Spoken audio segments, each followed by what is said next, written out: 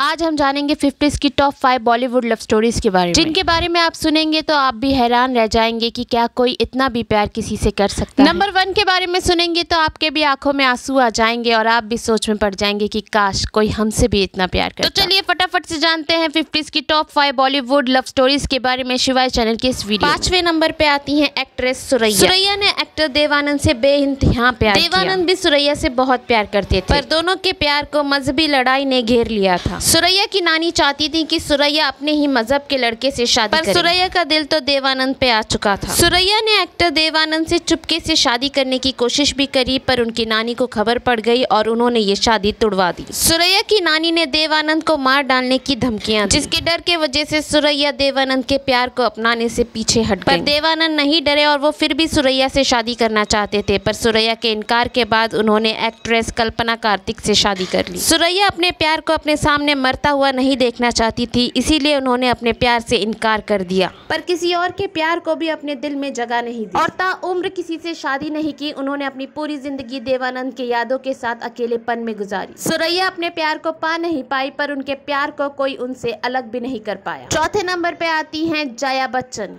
जया बच्चन को अमिताभ बच्चन से तब प्यार हुआ जब अमिताभ बच्चन एक स्ट्रगलिंग आर्टिस्ट थे और जया बच्चन एक सुपरस्टार बन चुकी थी। जया बच्चन ने अमिताभ बच्चन की काफी मदद करी थी ताकि वो एक कामयाब एक्टर बन सके, और जब उन दोनों की लव मैरिज हुई तब अमिताभ बच्चन और रेखा के प्यार के चर्चे सारी इंडस्ट्री में होने लगे थे। रेखा खुलेआम अमिताभ और उनके रिलेशनशिप के बारे में पूरी मीडिया में बातें करने लगी। हद तो तब हो गई थी जब रेखा कुंवारे होते हुए भी एक फंक्शन में सिंदूर लगाकर आ गई, और जब अमिताभ बच्चन से रेखा बात करने गई तो वहीं कोने में खड़ी जया बच्चन फूट फूट कर रो रही थी। पर जया बच्चन के प्यार ने अमिताभ बच्चन को अपने आप से अलग होने नहीं दिया। जब अमिताभ बच्चन सबसे ज्यादा मुश्किलों में थे और एक हादसे की वजह से वो कोमा में जा चुके थे, तब सारे डॉक्टर ने जया बच्चन से कह दिया था कि अब वो अमिताभ बच्चन को नहीं बचा सकते। तब उन्होंने डॉक्टर से कहा कि उनके हाथ में हनुमान चालीसा है और उनके पति को कुछ भी नहीं हो सकता। जया बच्चन ने ही देखा था कि अमिताभ बच्चन के पैर का अंगूठा हिल रहा है और उन्होंने डॉक्टर से कहा था कि अपनी आखिरी कोशिश करके देखें, और इसके बाद ही अमिताभ बच्चन कोमा से बाहर आए और ठीक हो गए। ताज्जुब की बात तो यह है कि अमिताभ बच्चन जिस वक्त होश में आए उनके पास के वार्ड में जो आदमी था उसकी जान चली, और उस आदमी और अमिताभ बच्चन दोनों की ही बर्थ डेट सेम। उस वक्त डॉक्टरों को भी ऐसा ही लगा जैसे जया बच्चन की दुआओं ने ही अमिताभ बच्चन को नया जीवन दिया, और इसी तरह जया बच्चन ने अमिताभ बच्चन को अपने सच्चे प्यार का एहसास दिलाया, जिसके बाद अमिताभ बच्चन भी जया बच्चन के अलावा किसी और के बारे में कभी सोच नहीं पाए।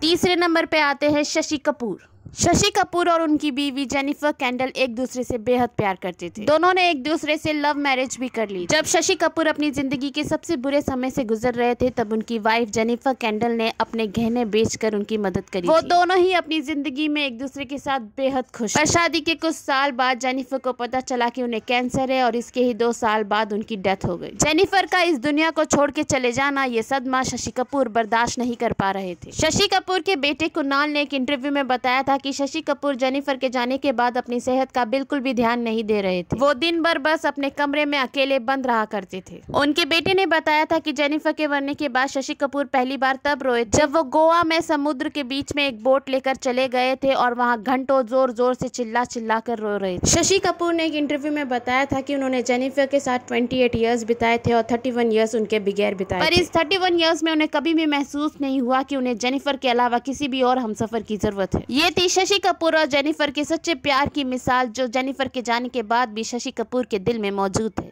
दूसरे नंबर पे आते हैं सुनील दत्त। सुनील दत्त और नरगिस की प्रेम कहानी तो सारी दुनिया में ही मशहूर है, पर जब नरगिस को कैंसर हो गया था और वो कोमा में चली गई थी तब डॉक्टर्स ने सुनील दत्त को एडवाइस की थी कि अब सारी मशीनें बंद कर देनी चाहिए और नरगिस को इस दुनिया को छोड़कर जाने देना चाहिए। पर सुनील दत्त इस बात को नहीं माने और उन्होंने हर कोशिश करी नरगिस को बचाने की। बड़े से बड़े डॉक्टर से ट्रीटमेंट, पूजा पाठ, हर चीज करी सुनील दत्त ने ताकि नरगिस उनसे दूर ना जा सके, पर वो अपनी कोशिशों में असफल रहे और नरगिस इस दुनिया को छोड़कर चली गई।